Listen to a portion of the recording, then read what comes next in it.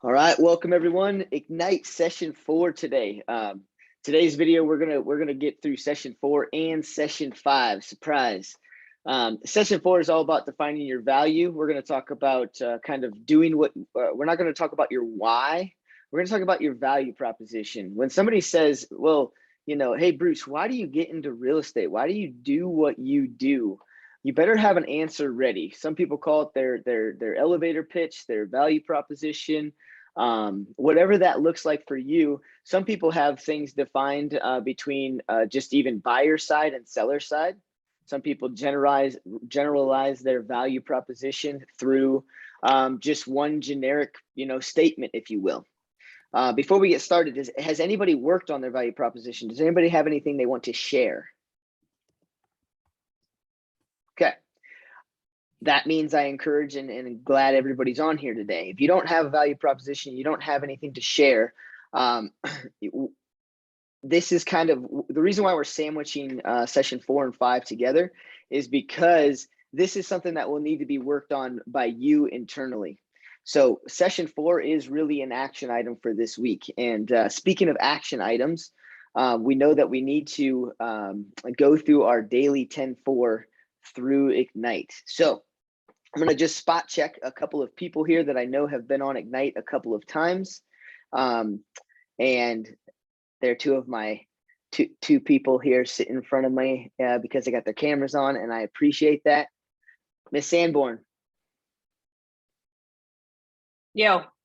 How you doing? I'm good. How are you? Oh, I'm doing fantastic. You know what I'm getting at, right? What are you going to ask me? Your daily 10-4. How many contacts you make last week? Our goal in Ignite is 50 contacts a week. Yeah. I think I'm still hovering right around 40. I know the goal is 50. I was paying attention when you said that last week. Yeah, you don't want details, right? You just want me to say that. That's correct. Okay. Hovering at 40, wanting to get to 50. What's in our way? I think I'm developing a rhythm I have a mastery of how to get to 40. And I haven't figured out how to have that breakthrough for 10 more, right? Whether that's time or an additional thought when I'm outside to reach out at that moment, whatever it is, I've become comfortable at 40. Become comfortable at 40. Okay, perfect. My suggestion to you would be to every single day that you do this. So some people will work on 10 contacts a day. Some people work on 50 contacts over 3 days. Whenever you're lead generating, I encourage you to send out a few text messages before you get started. Get those easy conversations just started and going before you even start dialing. And you're more likely to get in more contacts throughout the day because people will either respond right away or down the road. Database ads. How are we doing with database ads, Julie? Are you hitting your 20 a day? Not in the last 2 days, no. Not in the last 2 days? But prior, pretty steadily, yes. Okay, great. Handwritten notes. Yes, I'm definitely doing at least 2 of those a day, at least. Fantastic. All right. Who are you sending those to? Doesn't matter. Everybody. If I had a great conversation with you and I have your contact information, or I can look up your contact information, it was great to chat, Thank you. Julie. Cool. Let's go with Jake Brown. Last week had about 34 conversations, which was down from the week before. I don't know, my leg was pretty messed up, I guess, and I just got to knock on more doors. So this week I'm actually door knocking golden letters on top of my flyers for my open house, which I got a call this morning that it went under contract, but I'm going to do it anyway. So that's my lead gen. So I'm still doing it. I'm talking to the neighbors anyway. Fantastic. But so doing the golden letters on top of the open house this week, I should get more. I had three contacts yesterday, or yeah, conversations yesterday doing the golden letters. So right on. And then I'm doing the barbecue too. So I bring that up in conversation when I give them the letter. Right on. Contacts added to your database. 2 leads. So I'm happy with that. I got 2 leads that I added. You guys That's fine. understand? If you guys aren't connecting the dots here, Jake Brown had 34 contacts last week and got 2 leads. All right. This is not hard, you guys. Remember, the base average is 1 out of 100. I can almost assure you and guarantee you that if you guys get out there and start doing the work, your average will be better. We're in a state that people enjoy talking to us out on their front porch. We're in a state where people just enjoy life in general more than some other places in America. Our average, it should be better than the national average, and that's what Jake's proven. All right, we're done with that. So this is the daily success system, you guys. For all of you guys that are new on here, Ignite is a class that we're going to learn some things, but it's also an accountability piece, right? If you want to get into real estate fast, and we did the math last week, but I'm not going to do it again, so watch session 3. But if you want to get into real estate fast, these numbers right here in this success system will get you a deal in about your first 3 months. If you want a deal faster than that, do 20 a day. All right, it's all through the numbers, right? The other thing that I want to make a mention or a point on with Jake's comment there, he's going to do an open house regardless of whether it went under contract. That must be done, you guys. The open house is not where you're looking, where you're going to have the most success. Open house is where you might get some one-off leads and you might get some database ads. But it's the activities around the open house that really set your business apart from other people just putting out some signs on Saturday morning, sitting in an open house for 2 hours, hoping that somebody comes in, and then getting frustrated after they, maybe get 2 or 3 pieces of contact information after about 10 open houses.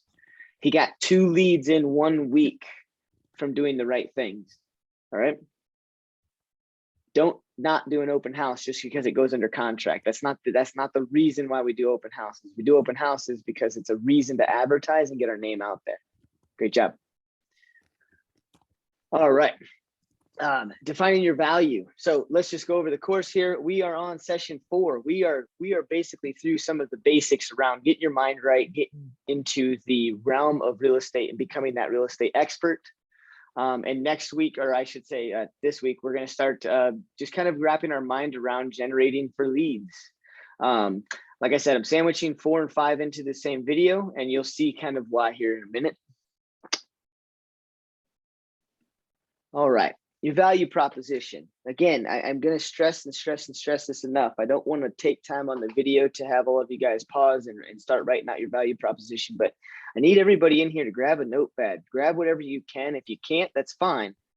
But as we go through this, you need to start having some notes. You need to start basically compiling your thoughts on paper to find a value proposition. So when somebody says, Jake, what caused you to get into real estate? You can say something better than, well, I did it to help people. I say it like that because we all say it. We all say it. We all said it to ourselves when we went through schooling. We all said it to ourselves as we were getting our licensure. We all said it to people that we interviewed with at different brokerages when we were trying to figure out where we were signing on. You guys are no different than others, but the general population needs to hear something different. If 98% of all realtors are saying the same thing, what differentiates you from those other realtors? Having a value proposition is the one thing, or could be the one thing that just sets you apart in a very simplistic way. And it's imperative that you guys practice and try it, right? So Jake, if somebody asks me, hey Bruce, why do you do what you do? Well, hey, that's a great question. To be honest with you, I never envisioned getting myself into real estate. You see, I wanted to work in a hospital my entire life. And the reality is that I can help people in multiple different facets in my life. And because I'm a servant of our Lord, I honestly take pride in making sure that I accomplish people's goals through real estate.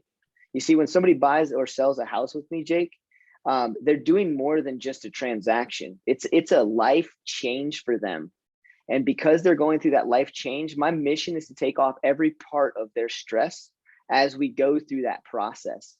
Because like myself, moving across the country, not understanding what it's going to take to pack everything up, disrupt my entire life, to then settle back into an unknown space can be difficult and stressful for people. And so I just want to make sure that I do the best job I can to help people with that stressful transition. So are you thinking about buying or selling a home in the near future?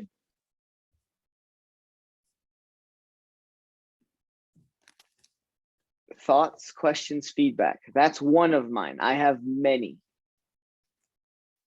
The reason why I have many is because if I were to sit here and tell you about most of them, and hopefully I'll bring some up today, you're going to start to see the message is very same. That's very much the same. In the most simplistic way, I can tell you that my value proposition is simply that I understand people's lives are being disrupted by what we do, and that it's my job, duty, and sole mission to make it as stress-free as possible. Because when you take out stress out of someone's life, they're more likely to refer you and think about you. But if you have this transaction be a stressful piece for them, people dwell on the negative, right? It's evident everywhere we go in society. The loudest voices are the 1%, and the loudest voices of the 1% aren't shouting their praises on the rooftops. They're pissed off about something. No one riots or protests things that they how do I say this? You don't see people rioting and protesting because they're happy. You only see people rioting and protesting because they're unhappy and displeased.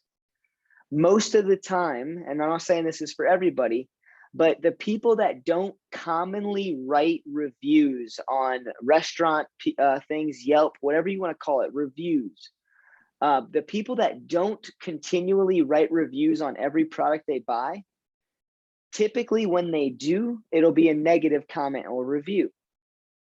So what I'm getting at is if you guys don't have this and don't understand your conviction around what you're looking to do, you're missing the bar, and you're going to miss an opportunity with some folks.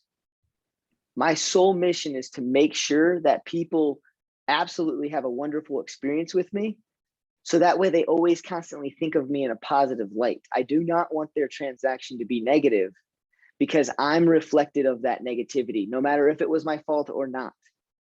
Using the right team, the right lenders, the right title companies, the right inspectors, right? The right photographers.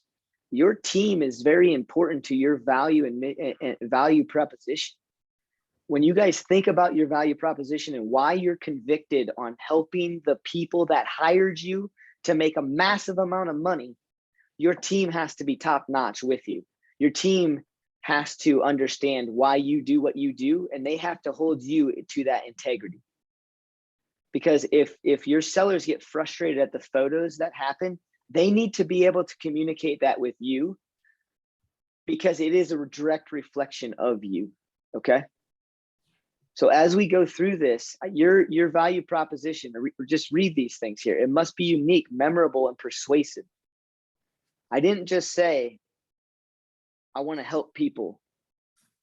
I went further than that. I'm convicted that I was put on this earth to help people. I just had no idea how.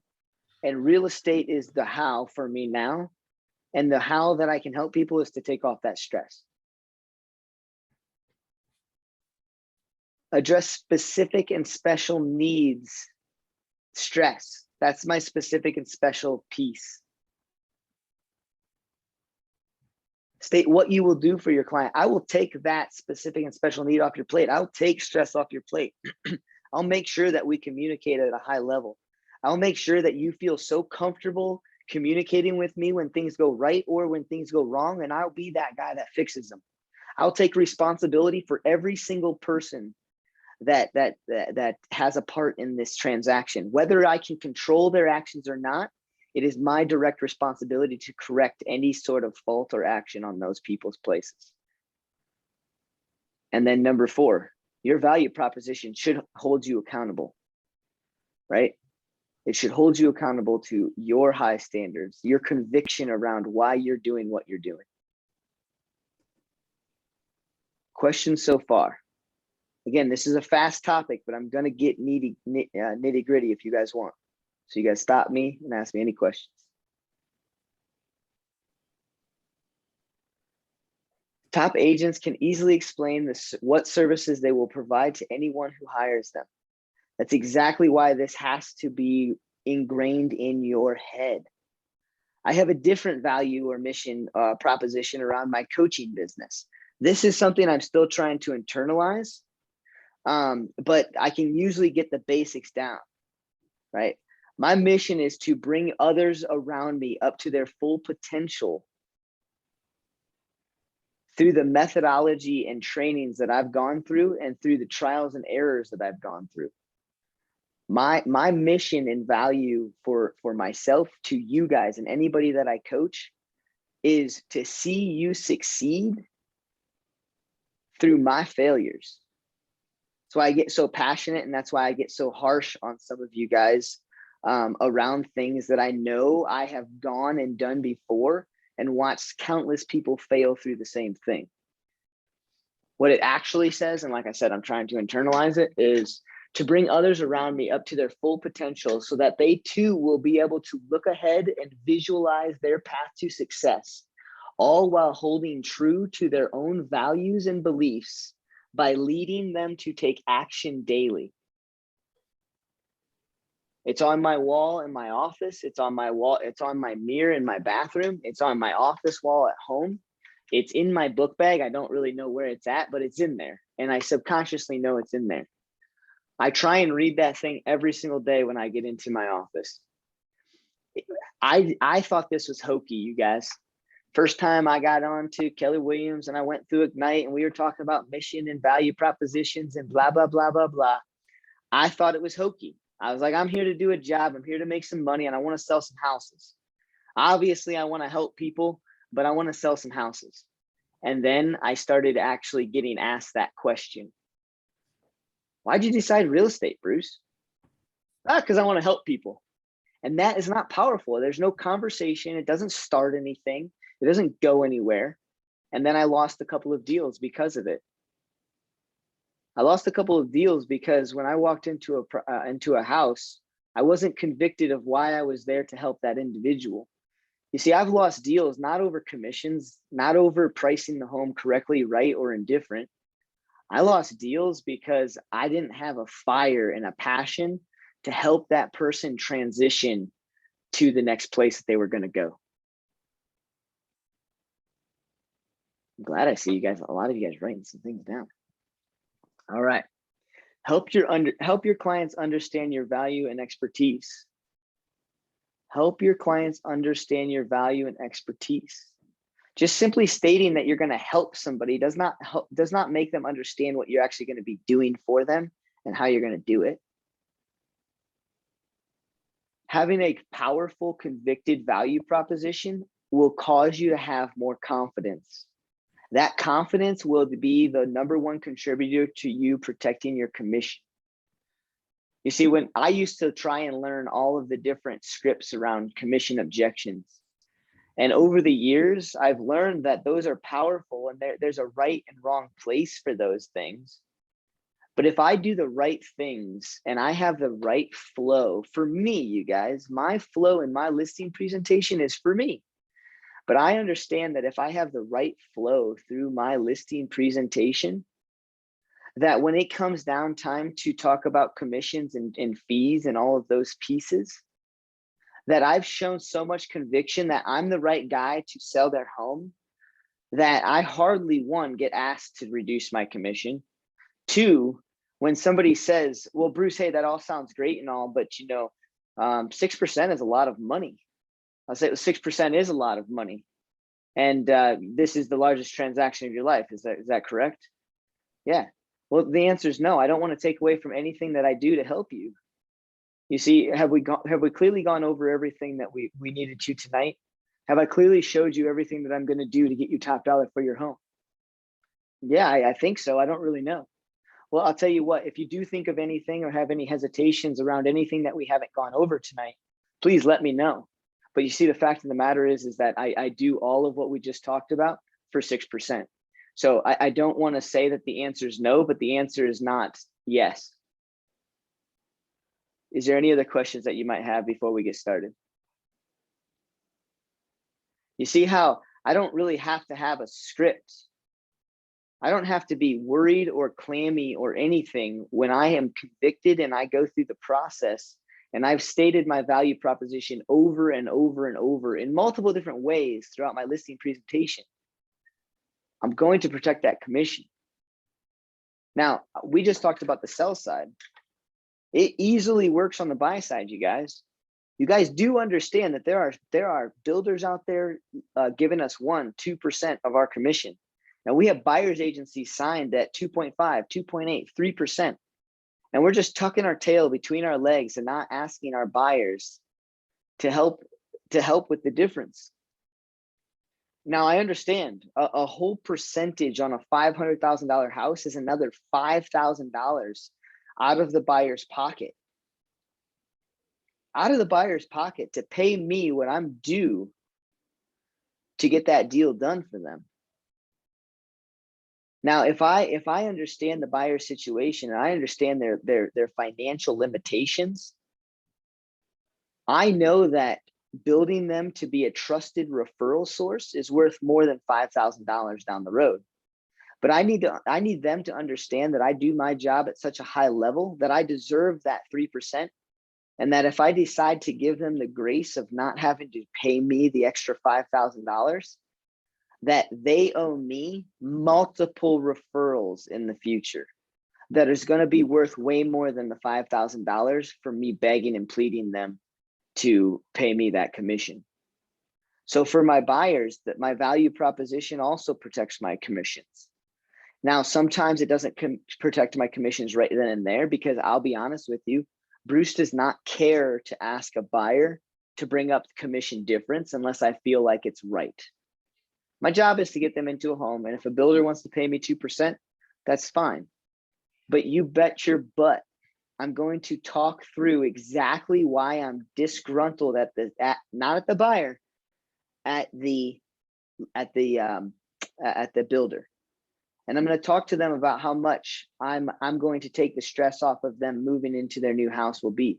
I'm going to take the stress off of all of the meetings and the walkthroughs and the issues they're going to have with their house after they move in, because no builder is perfect, and homes are one of the last hand-built things known on the face of this earth. And it's one of the last known handmade things that we do. And it's one of the largest purchases people ever make. So when I talk to a buyer and I'm going through that process with them, and I run into a situation in which somebody's not paying me my due commissions, you bet your butt that buyer is either going to bring up that difference, or they're going to refer me 5 people in the next year that I can start to help cultivate, help buy and sell real estate, because I'm so convicted on helping them that they're going to feel obligated and feel bad and feel guilty that Bruce isn't earning what is due, and that they're grateful I'm not forcing them to pay me my difference. They'll never forget me, and they will go out of their way to refer me their friends and family. And one referral from that person is worth way more than hounding them for $5,000. Now, I've gotten buyers to pay. It's simple. I do ask, right? Hey, I really pride myself on making sure we get through this, and this is going to be quite the process. Now, you see, I oftentimes charge people at least 2.8% on the buy side, and these builders are looking at 2%. Mr. and Mrs. Buyer, I hate to go down this road, but if this is the house for you, I've got to ask you, is there anything that you're going to help me do with bringing up this commission that I'm owed? You see, this is a big deal for me, and I know this is a big deal for you. And so I want to do the right thing, and I want to help you get through this. So if we're not going to look at anything on commissions, let's maybe look to see how we can make up that difference. Over the next 9 months, your home is going to be built. And your home, we're going to have multiple different issues and errors with the builder and communication and the lender, and interest rates will rise and dip and fall. And you're going to be nervous. You're going to also be packing your home, and you're going to be ready to get out of your home and into your new home. You're going to have a wave of emotions throughout these next 9 months that your home is being built. But one of the things that I know for a fact, Jake, when your home is being built over these next 9 months, real estate's going to be on the top of your mind. So you know what? I'm going to tell you what. I know what you guys are looking at, and I know that asking you to come up with an additional 0.8% of your purchase price is a lot of money for you. So you do me a favor. Since real estate's going to be top of mind over the next 9 months, I really encourage you to place me in front of everybody that comes into your life that wants to do some real estate or has some real estate questions. You see, that's going to happen. And like I said, I need you to place me in front of those people. Can you do that for me? And I promise to do a full bang up job for you throughout this process. And I'm not going to ask you for a dime. They're never not going to say yes. And trust me, when you're convicted around what you do and why you owe yourself that commission, they're going to put people in front of you throughout the next 9 months. It's amazing how much you can get leads to generate for you based upon protecting your commission. Questions? All right. I think number 3 is evident, you guys. When you have conviction come through your voice, when you understand why you're doing what you're doing, and that comes out everywhere you walk, every place you go, every demeanor that you have standing in front of a buyer, seller, or a potential lead, or a database member, or door knocking, or it doesn't matter what you're doing, but when you hold yourself, your body language will be so convicted that that conviction will help you build stronger and trusted relationships. I know we have a lot of new people on here, and I know a lot of new people, when they first get started, that conviction's tough because we're working on so many things. You feel like you have a lack of real estate knowledge, so you feel timid. Your voice will tremble. That's where it's harder to build those trusting relationships, right? If you go into a doctor's office and you go in for a minor surgery, one in which people don't even have to go under, and you get that doctor that comes out, hands are shaking, and they tell you that it's their first day on the job. They're so excited they just went through clinicals, and that their voice starts trembling. Are you going to be a little nervous to have that surgery? Some of you guys will walk out of that office. Some of you guys will trust and give them the grace. Well, the same goes for you in your business. If you're not convicted and have your strong value proposition, you're going to come off as incompetent and not confident. And that's going to stem down through people that could easily tell you, yes, I need your help, to instantly say no. All right. These are some examples. Obviously, I didn't pick these. Go ahead and read these at your leisure. We're going to keep moving on. Actually, this is a good point. If you guys want to go back and you guys want to see these things, you don't have to take pictures of the Zoom. You don't have to go back through the video and watch it. You guys can get all of the Ignite material through KW Connect. So if you log into KW Connect, you might see a home screen that pops up like this. You might have some resources down here, blah, blah, blah, continues to go on. Go all the way up to the top, click on the magnifying glass, type in Ignite. Search, you're looking for Ignite 2.0, or I guess it says 2022. Ignite 2022, materials. And then we are on session 4, define your values. Here's all the PowerPoint slides.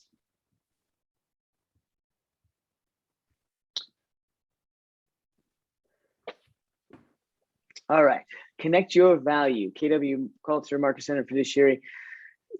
This is where you guys start to build this, all right? And this is why I want you guys to understand what these slides are and to go back through them at your leisure. You don't have to go back through the video. But it's really easy to start creating your value proposition when you're brand new.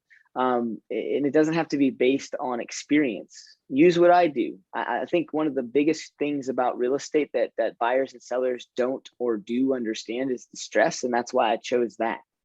But you guys can use KW. You can use the brand.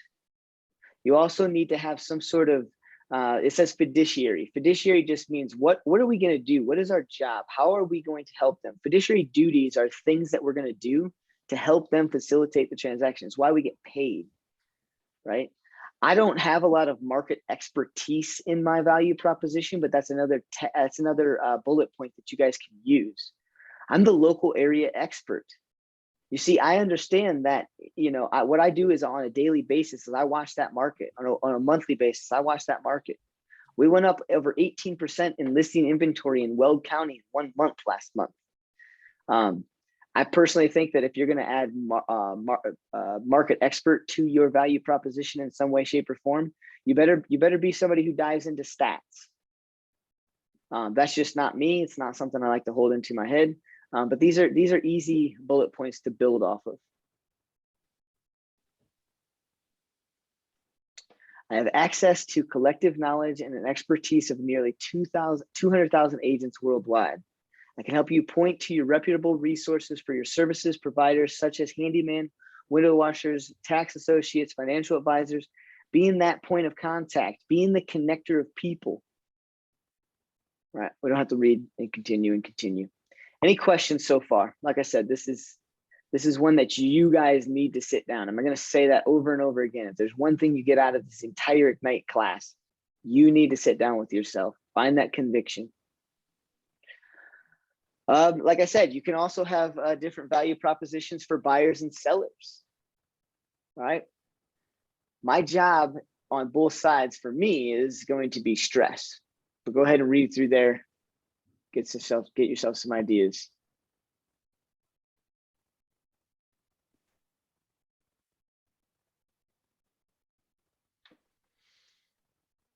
Again, we're going to go through this fast because we're not in person. I'm not going to have time for you guys to read through everything and start building it, but I need you guys to download these slides. I need you guys to go back through these and use stuff like this to help you build that value proposition. And then I want you guys to send those value propositions to Harry. Harry's our business development coach. Send them to Harry if you think that they're off, if you think they need tweaked. If you think they're spot on, don't send them to Harry. Use them, be convicted around them, and over time, you'll tweak your own value proposition. It's okay. My value proposition does not come out the exact same way every time. It's just written down the same way, all right? Sellers. Here's something else I think that really helps. The next thing that we're going to go into is some graphs. We are going to spend some time so you guys can kind of look at these, because I think that we have a lot of myths in our world. We have a lot of things that we don't necessarily fully understand when it comes to why people work with who they work with. We always say, your sphere is people you know, love, and trust. Love and trust, yada, yada, yada. Well, it's more than that, right? Look at these graphs that show why people do what they do. Jeremy, oops, sorry, I just had to say hi. What buyers want most from their agent? To help find the right home to purchase. 52% of buyers want that from us. Do you guys understand why when I go through my buyer's presentation with buyers, I hit on the fact that it's okay for them to use Zillow? It's okay for them to use Redfin. It's okay to use third-party websites. I tell them that my system is automated. It's not me sending them those emails with the search and the MLS. I know that I have to say that because buyers want us to find their home. The simple fact of the matter is that statistically speaking, this is what they want. But 90% of all buyers find their own home. I just set them up on a search. They get an email from me and they tell me what home they want to go see. That's a buyer finding their own home. I just so happen to set them up with a tool that sends them that information. If I didn't do that, Zillow was going to do that. Redfin was going to do that. Realtor.com was going to do that. So you guys need to understand this is what buyers want, but this is not what happens. So when I'm talking with a buyer in a seller's presentation or a buyer's presentation, you guys need to understand your value proposition comes up. It automatically comes up because it's in our head and we're convicted. So I'm going to tackle this point. I just told you guys the massive stat. 52% of all buyers want us to find them the home. 90% of all buyers find their own home. That's a huge discrepancy and it needs to be talked about. Help buyers negotiate the terms of the sale. That's only 13%. 13%. Help with the price negotiations. You guys see, these are the stressor points. Help them negotiate the terms of the sale. That's stressful for them to go through and see a 60-page inspection report that makes the home look like crap. Every time a buyer goes under contract, they get really, really excited. And then they see their inspection report. And then they have a retaining wall that's going to cost $40,000 to repair. And you got some contractors saying, oh, that's not a big deal. You got other people saying it's going to cost me $40,000. You got a seller saying, oh, it's been like that for years. Like, don't worry about it. It's all good. And I'm talking specifically to Colton Davis because he had a buyer that had a big freaking retaining wall issue. And what you'll start to realize is that buyers want us to help them to negotiate the terms of the sale. But in the reality of things is it's the buyer and seller's decision, and it's a tough negotiation to go through. It can cause a lot of stress on us as agents because our clients are stressed out. Right? I think knowing some of these things is imperative. This is what buyers want, but I'll tell you that the opposite is true. I would take this orange and yellow and put it into this red. That's honestly what we need to focus on and go through. I don't know what 24% other is. It's probably just going to be masked like a bunch of other things that it was too long to list. Questions. I think this is eye-opening for a lot of people.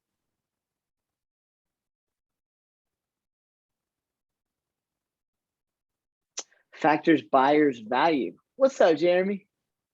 I'm on Ignite. I'm on Ignite. Ignite, say hi.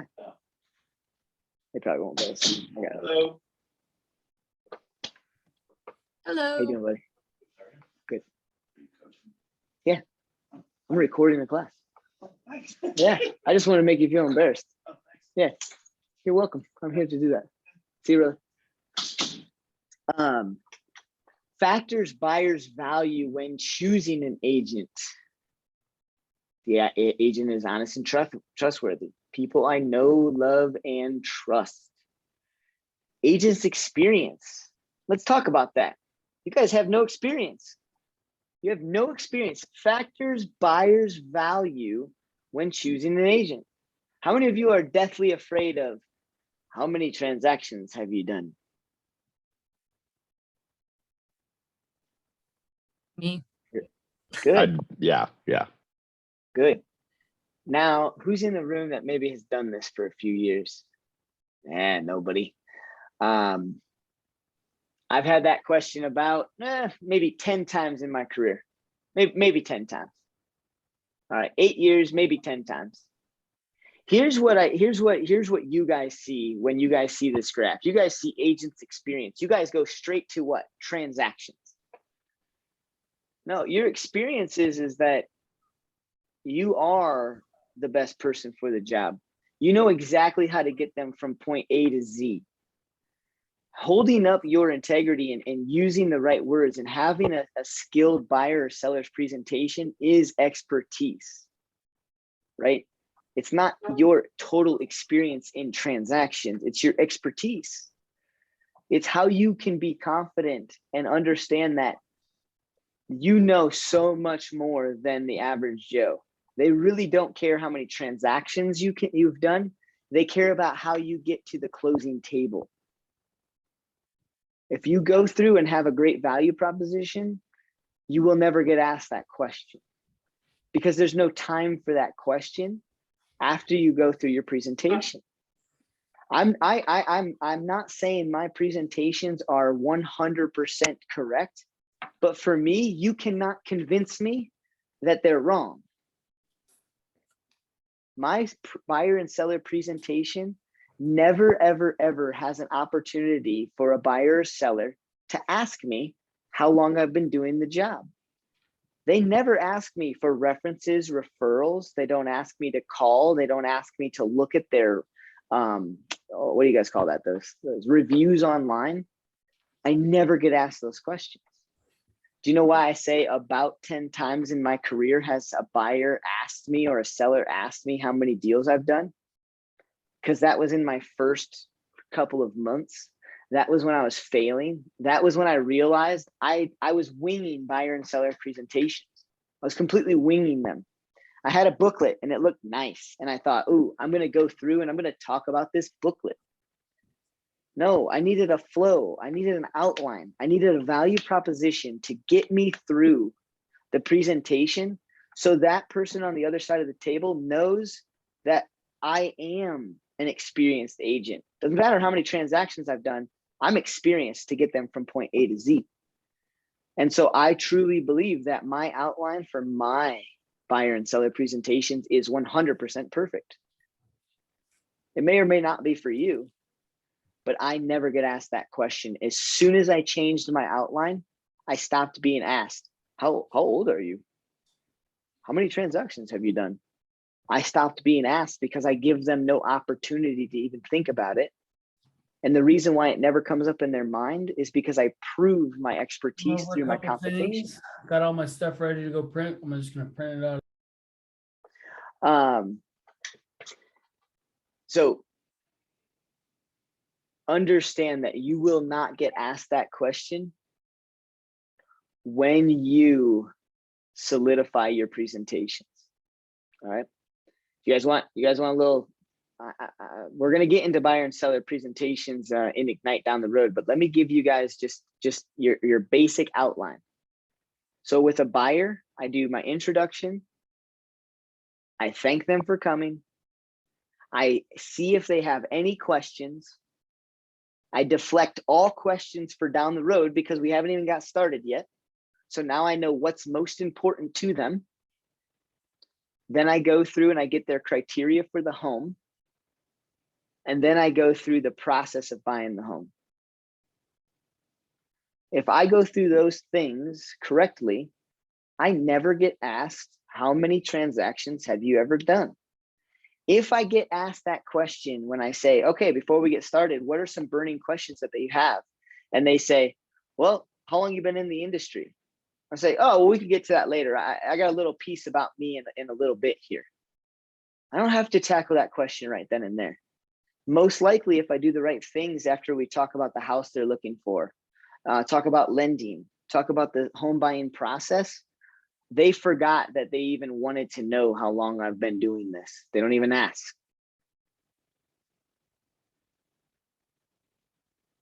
Questions? Cool. All right, sellers. Let's just go down the list. Reputation of the agent, 32%. Reputation, what do you guys instantly think when you think of reputation? Referral.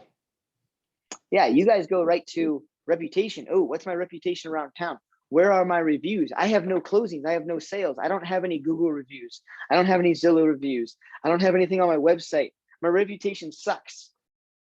No, reputation is how you hold yourself, what you're going to do for that client, why they're hiring you to do the job. Mr. and Mrs. Seller, you see, I'm a little different. You see, I pride myself on making sure that this is a smooth transaction for you. You see, I know how stressful it is to pack up your entire life, to have to move to a different place, an unknown place, to have to see where all of your stuff is going to fit. Oh, and by the way, we're going to go ahead and add a timeline to that, Mr. and Mrs. Seller. So not only do you have to go through a stressful situation, we have to do this in a timely manner. You see, once a buyer goes under contract with you, there's going to be a date in the contract that says when you need to be out of that house. And you see, I pride myself in making sure I take your stress off of you. You see, like most agents, what they're going to do is they're going to put a sign in the yard They're going to put the home on the MLS and they're going to pray that somebody comes and sells that house. You see, Mr. and Mrs. Seller, you see, those are the 3 P's of real estate. I in fact do the 5 P's of real estate. You see, I'm going to do all 3 of those things. But one, I'm going to proactively prospect for a buyer for your home at any given time. You see, we need a buyer who can match up your time frame, your situation. If we can't find that buyer, they may be the wrong buyer no matter what price they have or bring to us. So it's my job to find that buyer, and I'm going to find them. The other thing that I'm going to do, Mr. and Mrs. Seller, is I'm going to price watch. I'm going to make sure that one, we have your home priced correctly. Because the other thing about stress and about moving and about the timelines is that you need to be in Virginia for your new job before September 1st. Well, I can assure you that if we don't price the home correctly, a buyer's not stupid. They're not going to want to come buy that home. You see, I'm going to price watch and I'm going to watch analytics. I'm going to make sure that we're getting the right amount of showings, and we're going to make sure that we have the right amount of interest and views online. So that way we know that we're going to get an offer that causes you to move, that causes you to be in alignment with your time frame of September 1st. You see, I'm going to do all of those things for you as we go throughout this process. And so let's do the right thing and let's get going. And then I'm going to get the agreement signed. That's my reputation, guys. It's not my reputation around town. It's not my reputation through my friends and family. It's not my reputation through different transactions. They want to know that they're in good hands. They want to know that you're a reputable resource to get them from A to Z. So quit thinking about reputation as transactions.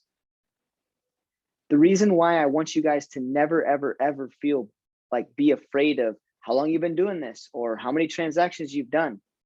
It's because people don't ask me that. They could give less a crap, you guys, if I told them. If somebody asked me how many transactions I did in 1 year, and I say I do 12, I do 1 a month.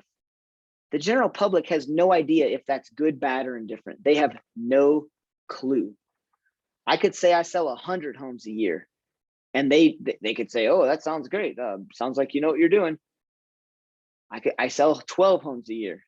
Oh, it sounds great. Sounds like you know what you're doing. That question is not asking you about your reputation, which is why you don't get asked that. State your conviction, state your value proposition, state how you're going to be the reputable resource to get them from A to Z, and that's your reputation. That's why people refer me business, not because of the amount of transactions I do, but because of how I helped them do theirs. That makes sense? Obviously, we have honest and trustworthy, and agent is a friend or family member. See, people want to do business with people they know, love, and trust. Honest and trustworthy is trust. People they know, friend or family member. That's it. Questions? I wish I had a list of those others. It makes me curious. I don't know why, but I'm just curious to see what the heck they'd say. Especially since it's such a big piece of it. And that's why I love that, Julie. I think I want the list because I think that you guys would start to have some epiphanies, right? That other list is bigger than the other categories. We get so stuck. We get so stuck on analysis paralysis in this industry. Just go do the damn job. Go build relationships and people will work with you. They will not, I guarantee you, if you do the right things, they never ask you how long you've been doing this, and they never ask you how many transactions you've done. But the way that they will is when you're that surgeon coming in for your pre-op consultation and your hands are shaking. Don't you think I'm going to sit in that chair and go, "Hey, doc, is everything all right today?" Like you're supposed to use those hands on me for my surgery. And now you're scaring me. And so now my head goes to, how many times have you performed this surgery? Is this like, what's going on? That question will come up in people's heads if you act like that too. You got to practice your buyer and seller presentations. You got to be that expert, and you got to know your outline. If you know your outline and you crush it, they never ask you. Just like you never ask a surgeon. I guarantee you, you never ask a surgeon when they say, hey, what's going on today, Jake? Hey, I know this is a big deal for you. And I know that people can be stressed out. And so I want to assure you that I know exactly what I'm doing. You see, what we're going to do here is X, Y, and Z. The first thing that we're going to do is we're going to do this. And the second thing that we're going to do is do this. If at any point in time you have any questions about what we're doing, Jake, please ask me, my man. I know this is a big deal for you. I know you have to take off work for this surgery. I know that this thing is a big deal in your life, and you're not going to be able to walk for a few days. You're going to be sore. So my job is to make sure that this goes smoothly, and my job is to make sure that you get better over time. So we have to do this unfortunate thing called surgery, all right? So here's how this is going to work. Blah, blah, blah, blah, blah. All right, Jake, do you have any questions? No, Jake is not going to sit there and ask him how many times he's performed this surgery, okay? That's the difference. But at this point in time, now you're thinking to you, well, because of this class, you might start to think to yourself, man, the next time I have surgery, if they hold themselves well, I should probably still ask them how many times they performed the surgery, right? It's wild how our brains work. But if you have a surgeon that comes in and dominates that conversation, knows exactly what they're doing, you never once think about asking them how many times they performed it. But it probably is a question we probably should ask. Do you guys see how that works? It works everywhere you go. And so you are no different. Get that out of your head. I know everybody in here has that in their head. That's why I'm hitting it like a dead horse.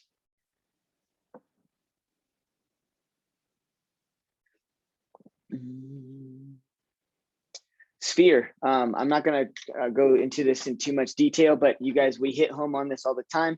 Every single class, every presenter that I went to this past month, we all talked about Sphere. Every major business in real estate, every major person that you think of when you think of doing good business in real estate, they have such massive success because they pour into their Sphere and their database. If you're not doing it, you're missing it. Okay. I just have a comment on that. So I was struggling with calling my Sphere, and I still am, but I'm doing it regardless. And just out of calling for less than, I think, 3 days, Bruce, I don't know, whenever I started calling. Yesterday I used to be a teacher, and I called one of my former students, a high school teacher. He's 32 now. We caught up. He's like, I'm looking to upsize in Loveland, and I rent 2 people in my house. They're going to get married and they're looking to buy. And just from catching up, he's like, I would never consider anybody but you now that I know you're doing this. And that was that easy. And I've been so afraid to call they did know that I was in real estate. I had sent that communication out, but calling them and having those conversations. And then just the day before, somebody else was like, well, I have something I need around real estate. And just, so my fears and my paralysis around wanting to call them and then doing it regardless. I don't even know if I'm saying anything good, worthy, who cares? I don't know, but it's yielding real results. So you're going to make me cry. I'm doing it because I want to do this. I want to do all of this. And if that's truly what the experts are saying is your Sphere, I have to somehow have the fumbling conversation start somewhere, and I am. And those are the results I'm getting. And I'm sharing that because it's a testament to how that can go. No one gives a flying rip's butt if you fumble. Nobody. Julie, I freaking want a hug right now, and I know you're not in the office. All right. Julie knows I pick on her. I pick on everybody that wants to be picked on. And when I say wants to be picked on, I pick on everybody that I know has a fire and a passion to make sure that they're successful in this industry. I have wanted to beat Julie over the head with a baseball bat more times than I have fingers and toes. And it's not because I want to beat Julie for the sake of beating Julie. It's because, you guys, this job is so simple. It's so simple, and I'm so proud of her. I am so proud of Julie right now because it has taken her some time to get over this. And she probably doesn't remember, but one of the first interactions No, I that I have, definitely remember you telling me that, like my first 2 weeks in the office. I definitely remember. most Because I've had people's resistance to it every day, knowing that you're right, figuring out how I could get around it. Can I backdoor it? What other thing can I do? Hearing from everybody else who's had success saying, your sphere. Okay, how can I interact with my sphere without calling them? This whole like 3 months. Mhm. I definitely remember. Okay. Yeah, I do this with everybody. Anybody that sits down with me for the first couple of times, if I recognize a screw loose in our mindset around overcomplicating something so simple, you're going to constantly be beat with a mindset conversation. You're going to see me get frustrated. You're going to see me get red in the face. You're going to see me basically my body's doing this even though I'm not doing this, and I want to choke you. It's not because I hate you. It's not because I want to beat somebody up. It's because I want to bring others around me up to their full potential so that they too will look ahead and visualize their path to success, all while holding true to their own values, beliefs, by leading them daily to take action. That's the reason why I get so passionate. That's the reason why I stand on my soapbox. That's the reason why I wanted to beat Julie to a pulp. I want this for you guys because I didn't realize how simple it was. I was told over and over again, Bruce, you're making this harder than it is. I like Julie's statement. You try and backdoor everything, right? What does that mean to you, Julie?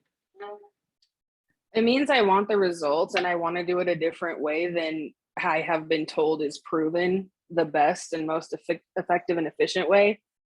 I still want those to achieve those results, but I want to go about it in a way that I'm still comfortable doing and that will still yield me those same results. Like I want to have a workaround. I don't want to call, but I hear you saying you're going to have to call. This is how that works. You have a gold mine database and you're not calling them. So I don't know if you want to make money, you know, and it's like, well, I'll figure out a way. And then 3 months later, and I see people who started near me and they're, you know, they've got deals or they're under, I mean, I just have conversations that are going well, but people are like under contract. And I'm like, yeah, I don't think there's a workaround for this. There's not enough marketing you can do. There's not enough emails you can do because you don't know what's going on in their life. You're not sharing, you're not getting that intimacy, that they're not, you know, connecting. Julie, you are a changed woman from 3 months ago. I'm blown away. That's the thing I struggle with then is like, where do I, and I'll, you know, we'll mastermind this at some other point, but when they say, I want to have a deal, he laid out his own timeline. I'd like to be out of here in the next 9 to 12 months. Okay, cool. But then for me asking for, okay, well, let me get your email. Do you want me to put you on a search? Can I set up an appointment? Like, I don't know how to then make the next. So to me, the baby step is I got you on the call, which has been right 3 months of hell. Now we had this real estate conversation because it was brought up organically. You guys have told me if there's a real estate conversation to be had, he will bring it up. He did. And then I'm like, that is awesome. We talked for 20 minutes about it, but I didn't set like a next expectation other than you will hear from me again. And if before then you need me, you know how to get a hold. Like we did solidify a future something, but then I hear you guys say, hey, get them to move up their timeline. I don't know how to do any of that. So as I'm coached and as I keep going, all these people that I'm talking about doing real estate with that I have in my pipeline, I think that's what was in my head before was, how will I keep it going? Like the momentum, what's next, all those things, right? So, and I'm not asking for those answers. I'm just saying where I live. And, you know, just now I'm celebrating, you're calling your database, you had a real estate conversation, you know, a timeline, you're going to talk to them at some future point. You have a coach for the rest. Call the next person. There you go. You guys all get an analysis paralysis because you guys are like, I don't know how to go from A to Z.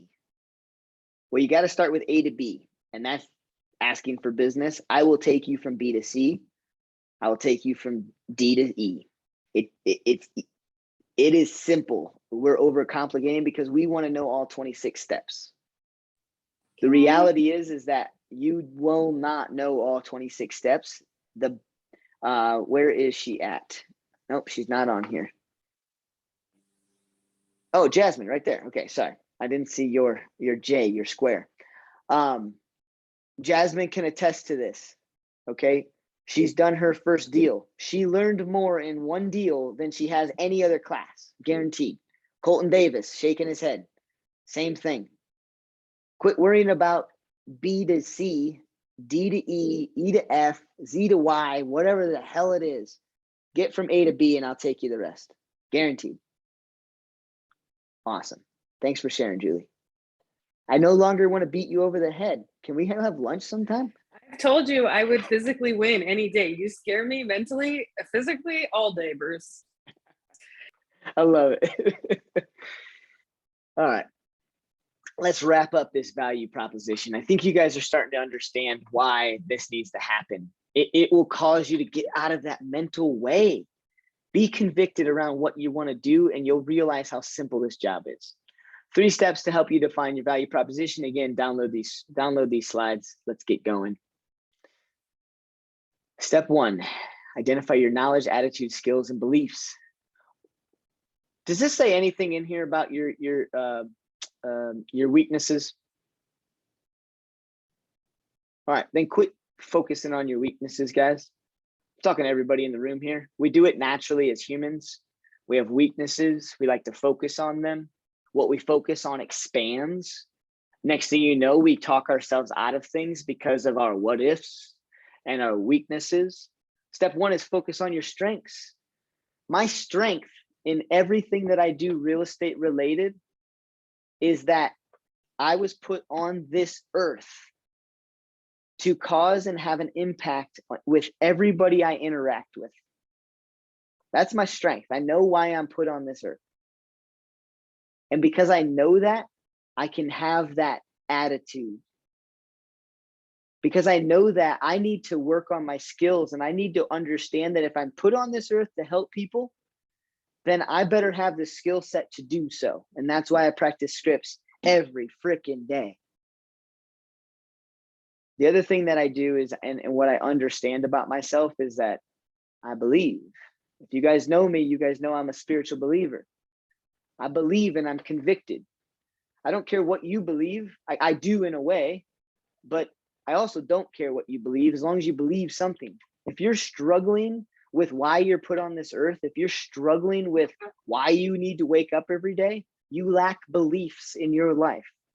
I encourage you to go sit down with yourself and really define who you are and why you're here, because you are here for a reason. And as long as you can create that reason or know that reason, you're going to come off that way.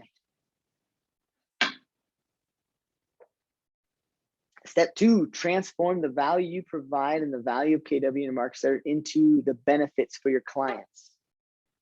I believe that I'm the right person for everybody I interact with, and I believe I'm going to make an impact in their world some way, shape, or form. I don't care how small or large it is. It's all the same to me. But one of the things that I also understand is that I need to connect the dots for those people. I know that I can help somebody, but how can I help them? Well, I know that I can help them because they are going to deal with stress, and I'm going to take off every part of the stress that I can take off.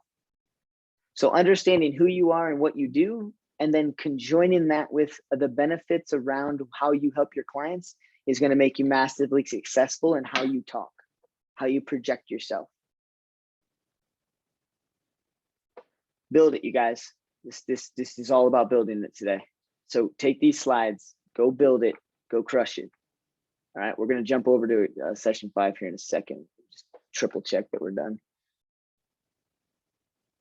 Yep, we're done. Cool.